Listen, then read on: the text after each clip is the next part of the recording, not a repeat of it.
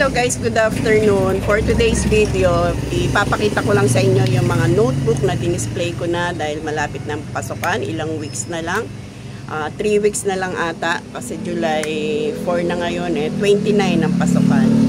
May mga nagtatanong kasi kung magkano na daw ang bentahan ng mga notebook ngayon. Depende yan sa lugar nyo, depende yan sa inyo kung magkano nyo siya tutubuan. Papakita ko lang sa inyo at kung magkano ko siya binili at kung paano tayo magpresyo.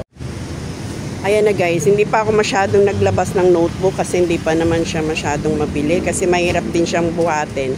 Kasi pag gabing nagsasarado kami, pinapasok yan sa loob. Meron naman siyang gulong kaya tinutulak lang yan. Ito naman kasi yung mga notebook na kadalasang binibili, kaya ito yung ating naka-display. Ito yung writing, ay compo. Ito writing. Ang puhunan ng writing, compo at spiral, ito, pare-parehas lang siya. Ang per case niya ay 2,600. Sa isang case, 200 pieces yan. So, pumapatak na ang puhunan nyo is 13 pesos. Mas bumaba siya kumpara nung last year. Nung last year, ang puhunan nito ay nasa 18, 19, umabot pa nga ng 20. Ngayon, nasa 13 na lang. So, nasa inyo yan kung magkano yung ibibenta. Pero last year, ang bentahan ko niyan is 25. At 24, tapos 25 yung may yarn. Magkano pay? Ayan, bali ang puhunan nito is 13. So, baka ibenta ko to ng mga... Ang plano ko ibenta to is 23, 24 yung may tali. So, kapag isang rim, ang isang rim kasi 10 piraso. Gagawin ko siyang 230 kung 23. Ito, 240, 10 piraso. Isang rim kasi niya, 10 piraso. Kayo, nasa inyo yan kung magkano nyo yan bibenta. Kasi last year, 25 bentahan yan. 24 yung ganito, 25 sa may tali. So, dahil bumaba, babaan na rin natin. Kasi yung dito tayo babawi sa mga items, sa mga ballpen, sa notebook, hindi tayo pwedeng magpresyo ng mataas. Ito, ang puhunan naman nito is 260 ang isang rim. 10 piraso din yan. Yung spiral is 25. Ang bentahan ko niyan is 45. 50, mga ganyan. Ang bentahan sa mga big notebooks. Etong intermediate, etong Nika, 230, 10 piraso, isang rim. Binibenta ko siya ng 45. Ito siya mga papel, yung mga grade 1, grade 1 hanggang grade 4. Hindi pa kasi ako masyadong naglabas. Ang puhunan ng grade 1, may tao dun, grade 1 hanggang grade 4 is 120, isang rim, 10 piraso. So, pumapatak siya ng 12 pesos. Ang bentahan ko niyan is 20 isa. Ito mga 1/4, 1/2. Bentahan ko nito is 15 pesos. Ang puhunan nito ay nasa 850 yata, mga ganon. Tapos ito nasa 1250. Basta ang bentahan ko niyan is 25 kasi 50 libs yan. Ito manipis lang to, mas mura. 25 pieces lang. 50 libs din. Ito pala 80 libs. Ang bentahan ko lang nito is 15 pesos kasi manipis lang siya.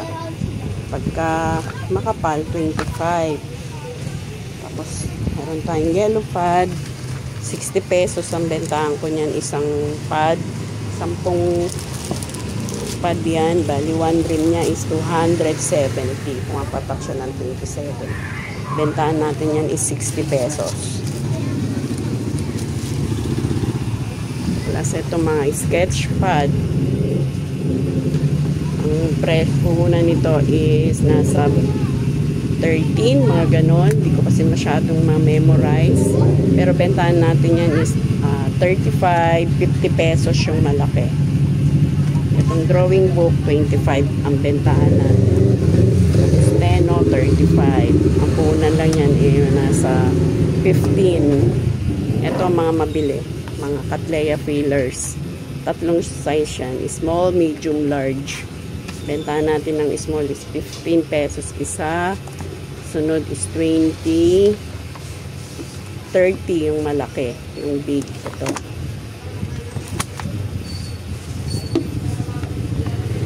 Next week na pamili ko ulit. Dadagdagan na natin ating pamili ng mga ganyan. Ayan, may mga nakarepack tayong coupon band, 10 pesos. 12 pieces ang laman yan. Wrapping paper, colored paper, yan ang mga mabili ngayong pasukan. Kaya nakahanda-handa na po tayo paunti-unti. Yan. Itong notebook ng math, 45 pesos ko siya binibenta. Puhunan nito nasa 30, mga ganun.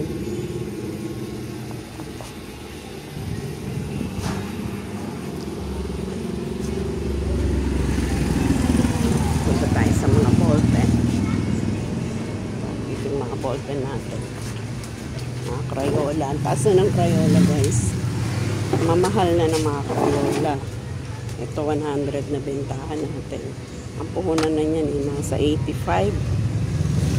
Yung trip double 80 bentahan natin. Ito ay 40 na. Taasan po ang mga school supplies ngayon. 60.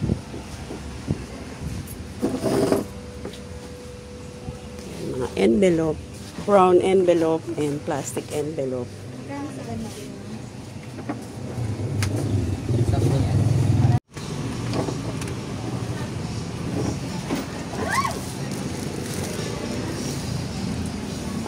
Yan, binago na natin yung ayos ng ating paninda.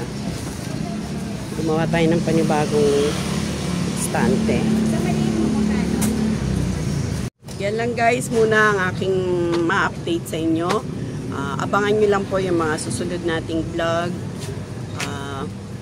Ang sarap po magtinda ng school supplies, lalo na ngayon darating ng pasukan. Kasi syempre lahat ng mga estudyante, gusto lahat bago. Kaya talagang yung mga gustong magnegosyo, ayan na po, maganda pong negosyo ang school supplies. Pero syempre, hindi lang school supplies yung ating paninda, iba-iba po yan.